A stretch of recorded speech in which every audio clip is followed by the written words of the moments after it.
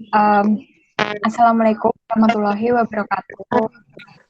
Waalaikumsalam warahmatullahi wabarakatuh. Waalaikumsalam warahmatullahi Waalaikumsalam wabarakatuh. warahmatullahi wabarakatuh. Selamat siang anak-anak. Selamat siang. Selamat siang, Bu. Siang. Oke, bagaimana kabarnya pada hari ini? Baik. Alhamdulillah baik. Baik, Oke, alhamdulillah ya.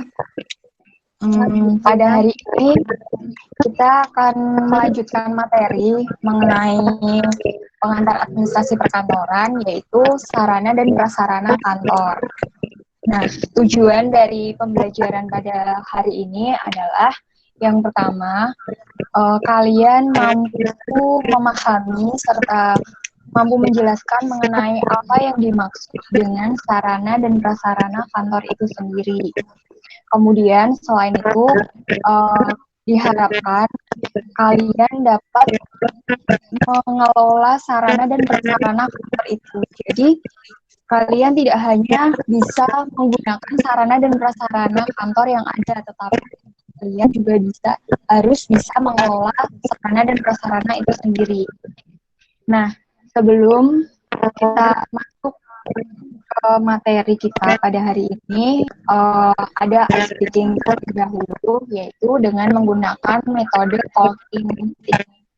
Nah, cara mainnya itu nanti Ibu akan memberikan spidol ini ke kalian. Jadi kalian muter spidol ini, terus nanti Ibu akan play musik. Jadi putaran dari spidol ini nanti sesuai dengan alunan musik. Terus nanti musiknya akan diberhentikan secara acak ya. Jadi nanti terserah itu nanti sampai mana si spidol ini nanti berhenti. Gitu. Paham belum kalian? Sudah paham? Paham, Bu. Paham, Bu. Kita mulai ya.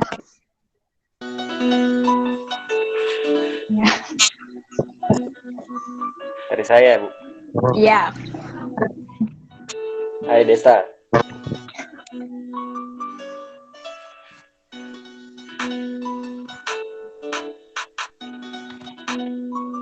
Rina.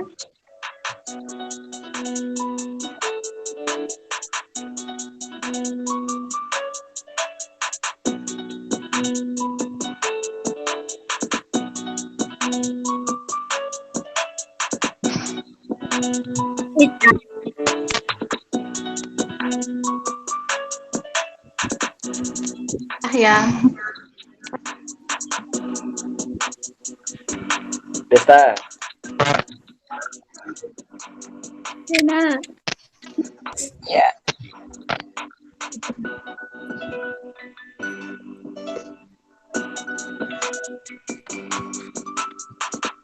Ya.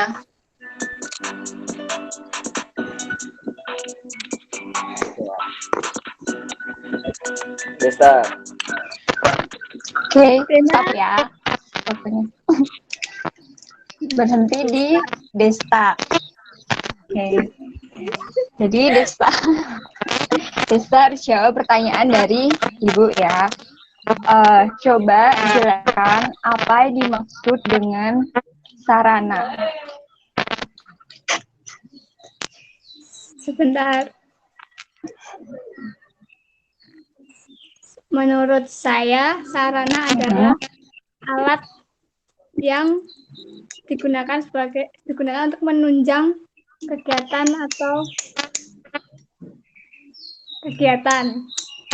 untuk mencapai tujuan tertentu. Oke, kita lanjutkan lagi permainannya. Desta. Dena.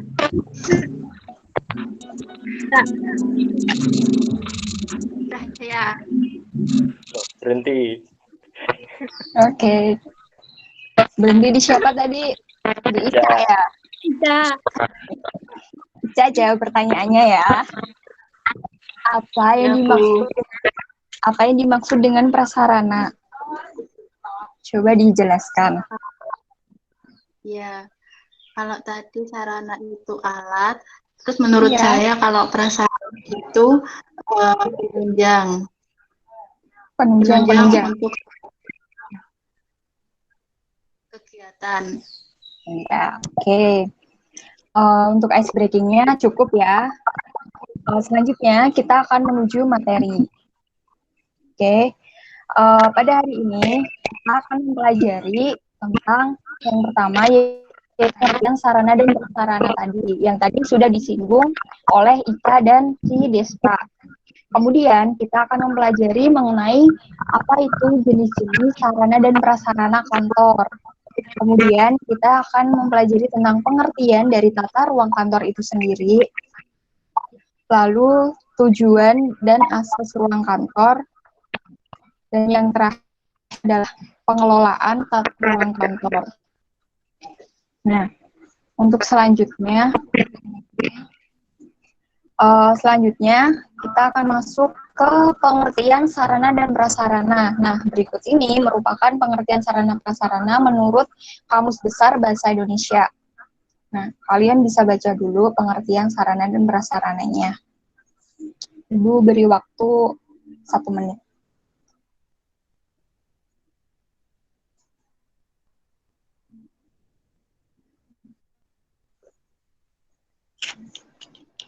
Nah, cukup ya. Selanjutnya, itu ada juga pengertian dari ahli, yaitu dari Bafadal, pengertian sarana dan prasarana. Kalian bisa baca dulu.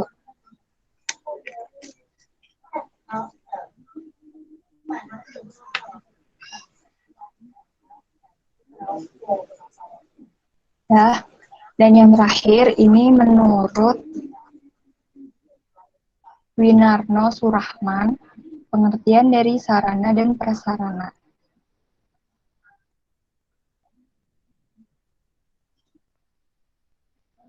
Nah,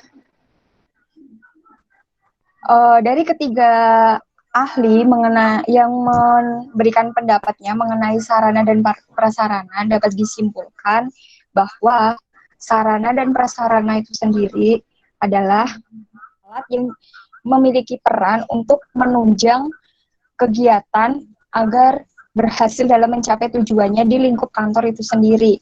Nah, dari pengertian sarana dan prasarana kantor ini, apakah ada pertanyaan sebelum kita lanjut ke materi selanjutnya? Belum ada. Oke, kita lanjut ke materi selanjutnya. Nah, selanjutnya kita akan membahas mengenai jenis-jenis sarana dan prasarana kantor. Nah,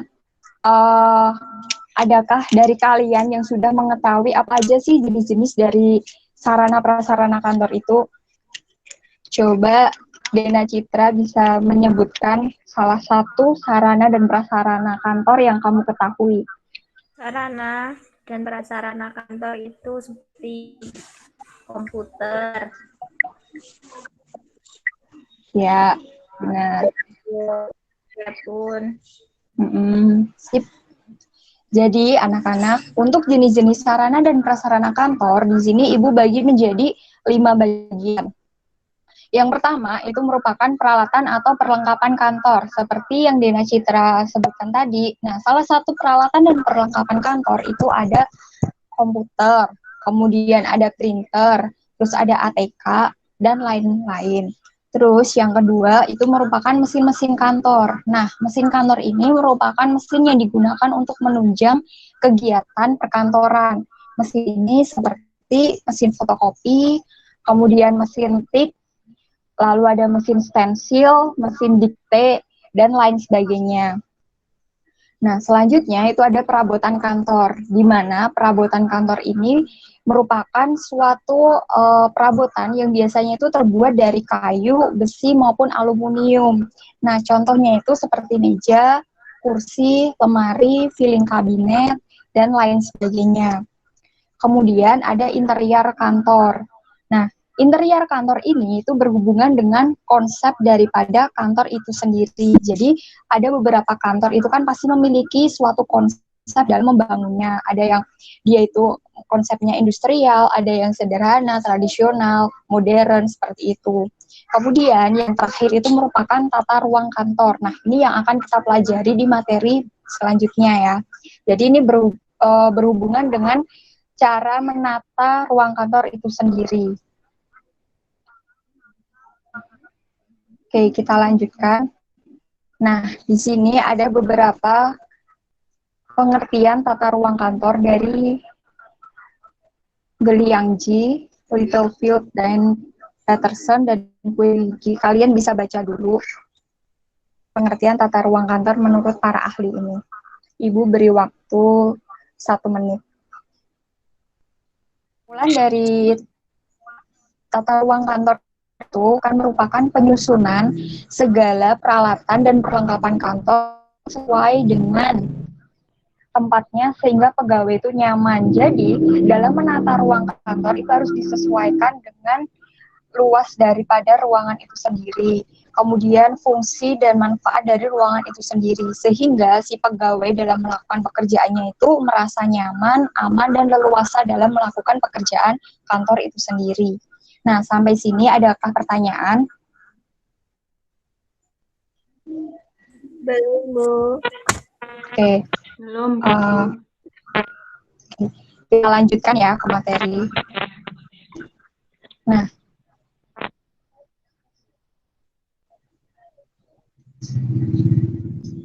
ruang kantor di sini ada 5 poin. Yang pertama itu adalah memberikan kenyamanan kepada karyawan. Nah, seperti yang Ibu jelaskan tadi, jadi dalam menata sebuah ruangan kantor, kita harus memperhitungkan kenyamanan kepada karyawan. Apakah dengan menata mejanya di sebelah sini dengan tata pencahayaan yang sesuai, itu memberikan kenyamanan pada mereka. Kemudian untuk sirkulasi udaranya seperti apa, tata pencahayaan, kemudian apa saja yang diperlukan di meja kantor itu sendiri. Nah, itu harus disesuaikan agar pegawai merasa nyaman dalam melakukan pekerjaan kantor itu sendiri.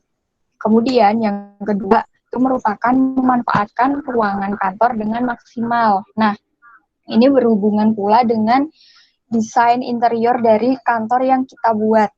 Jadi misal suatu kantor dengan luas 90 meter, kemudian masih ada space kecil yang bisa dimanfaatkan untuk membuat kafe kecil-kecilan di kantor itu. Jadi kafe itu bisa kita manfaatkan untuk pegawai, apabila pegawai merasa stres atau kecapean dalam melakukan pekerjaan, mereka bisa relaksasi di kafe tersebut. Atau misal di perusahaan tersebut ingin meeting dengan klien. Nah, meeting itu kan tidak harus dilakukan di ruang meeting. Jadi kita bisa meeting dengan klien itu di kafe tersebut sambil coffee break atau breakfast bareng kayak gitu. Nah, yang ketiga itu memudahkan arus komunikasi dan arus kerja. Nah, di sini itu berhubungan dengan kemudahan dari pegawai satu dengan pegawai lainnya itu dapat berkomunikasi dengan cepat secara efektif dan efisien. Contohnya itu di bagian resepsionis, nah pengawasan. Nah, ini berhubungan dengan ruangan si pimpinan dengan ruangan bawahannya. Jadi ruangan pimpinan itu harus diletakkan di tempat yang strategis agar mampu mengawasi segala tindakan yang dilakukan oleh pegawainya. Jadi pemimpin akan mengetahui apakah ada permasalahan yang dialami oleh pegawainya, seperti itu. Dan yang terakhir adalah memudahkan dalam pemberian pelayanan. Nah, ini tadi hubungan dengan yang arus komunikasi di bentuk-bentuk dari ruang kantor itu sendiri. Nah, di sini Ibu akan menampilkan beberapa gambar. Jadi kalian yang tahu ini merupakan bentuk kantor apa bisa menjawab ya. Yang pertama, gambar ini. Ada yang tahu ini merupakan bentuk kantor apa?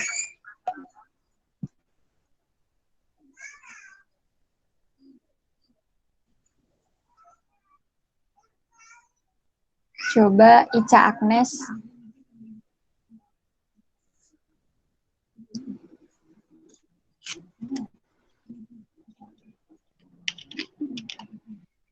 Mohon maaf, Bu. Saya tidak tahu itu bentuk kantor apa. Oke. Ada yang tahu selain Ica Agnes? Cahya mungkin. Saya juga tidak tahu, Bu. Oke. Dari gambar ini kita bisa lihat merupakan bentuk kantor semi tertutup. Kenapa? Nah, gambar ini merupakan bentuk dari kantor terbuka. Ini merupakan bentuk kantor tertutup. Nah, sini akan menuju materi selanjutnya, yaitu pengertian dari bentuk kantor ini, biar kalian paham. Nah, ada 3 bentuk ruang kantor. Ada ruang kantor terbuka, ruang kantor tertutup, dan ruang kantor semi tertutup. Jadi, ruang kantor terbuka itu merupakan ruangan di mana semua kegiatan karyawan itu dilakukan bersama-sama dan dalam satu ruangan tanpa dipisahkan oleh tembok ataupun penyekat dari kayu. Jadi seperti gambar yang kedua tadi ya, tidak ada penyekat sama sekali. Jadi mereka bisa berkomunikasi secara leluasa. Seperti itu. Kemudian, untuk kantor tertutup, itu ruangan yang dipisahkan oleh tembok-tembok atau penyekat yang terbuat dari kayu. Nah, jadi benar-benar mereka itu tertutup. Jadi satu meja cuman buat satu pegawai saja, dan untuk ke pegawai yang lainnya itu ada penyekatnya. Sedangkan ruang kantor semi tertutup itu ruangannya itu dipisahkan dengan adanya penyekat, cuman dia penyekatnya tidak terlalu tinggi, jadi tidak menutupi keseluruhan di meja pegawai itu. Nah, dari sini sudah paham mengenai bentuk-bentuk ruang kantor? Paham, Bu. Oke, kita lanjutkan ya. Nah, berikutnya ini merupakan asas-asas dari ruang kantor itu sendiri. Di sini ada asas jarak pendek, kemudian asas rangkaian kerja, asas penggunaan seluruh ruangan, lalu ada asas integrasi, asas perubahan susunan tempat kerja, dan asas keamanan serta kepuasan karyawan itu sendiri. Nah, dari sini kalian bisa baca dulu mengenai asas-asas tata ruang kantor. Kalian baca dan kalian pahami dulu. Apabila ada pertanyaan bisa ditanyakan. Ibu beri waktu 2 menit. Yang mau ditanyakan mengenai asas-asas tata ruang kantor? Tidak ada. Jika tidak, Ibu akan melanjutkan mengenai materi selanjutnya. Tidak ya? Oke. Lanjut. Yaitu mengenai pengelolaan sarana dan prasarana. Jadi, beberapa tahapan mengenai pengelolaan sarana dan prasarana perkantoran. Itu merupakan pengadaan. Nah, pengadaan ini merupakan kegiatan yang menyediakan sarana dan prasarana untuk menunjang pelaksanaan tugas. Kemudian, yang kedua merupakan penyimpanan, yaitu kegiatan yang dilakukan oleh satuan kerja atau petugas gudang untuk menampung hasil pengadaan barang, baik itu yang berasal dari pembelian, kemudian instansi lain, ataupun dari bantuan. Jadi kemudian untuk tahap yang ketiga itu merupakan pemeliharaan. Nah, pemeliharaan ini merupakan kegiatan yang terus-menerus untuk mengusahakan agar barang kantor itu tetap dalam keadaan baik.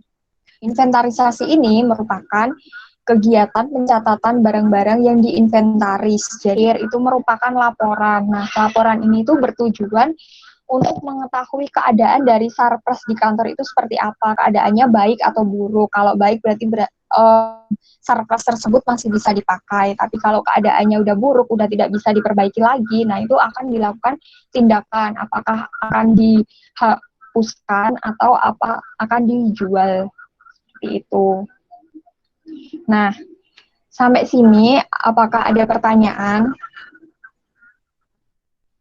Dari mulai pengertian sarpras itu sendiri, kemudian jenis-jenis sarpras, lalu ada bentuk-bentuk kantor, pengertian tata ruang kantor, sampai dengan pengelolaan sarpras itu sendiri. Apakah ada yang ditanyakan?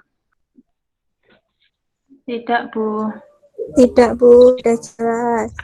Belum. Sudah Oke, jelas, Bu. lebih paham lagi mengenai materi ini, Ibu akan memberikan tugas, yaitu berupa tugas kelompok, di mana kalian nanti akan dibagi menjadi 5 kelompok, yang masing-masing kelompok itu bertugas untuk menjelaskan alur dari pengelolaan sarana dan prasarana itu sendiri. Nah, modelnya nanti adalah model karya wisata. Jadi setiap kelompok nanti kalian membuat mind mapping alur dari pengelolaan. Misal kelompok 1 itu mendapatkan proses pengadaan. Jadi kalian membuat alur proses pengadaan barang itu seperti apa. Kemudian kelompok 2 itu penyimpanan, lalu kelompok selanjutnya dan sampai dengan tahap laporan. Seperti itu. Nah, kalian bisa membuatnya sekarang dengan kelompok kalian, tapi untuk presentasinya kita lakukan minggu depan karena waktunya tidak cukup. Oke, sebelum Ibu tutup materi pada hari ini, coba Destaria bisa menyimpulkan hasil dari pembelajaran pada hari ini. Untuk pengertian sarana prasarana, menurut saya yaitu sarana sendiri adalah suatu alat, sedangkan prasarana adalah segala sesuatu yang menunjang dari alat tersebut. Dan keduanya berfungsi untuk mencapai tujuan bersama. Oke, bagus. Terima kasih. Oke, karena waktunya sudah hampir selesai, jadi Ibu tutup materi pada hari ini. Semoga materi yang telah diberikan dari ini bisa bermanfaat untuk kalian semua. Dan jangan lupa untuk tugasnya segera diselesaikan dan kita presentasikan di pertemuan berikutnya. Wassalamualaikum warahmatullahi wabarakatuh. Waalaikumsalam warahmatullahi wabarakatuh. Waalaikumsalam warahmatullahi wabarakatuh.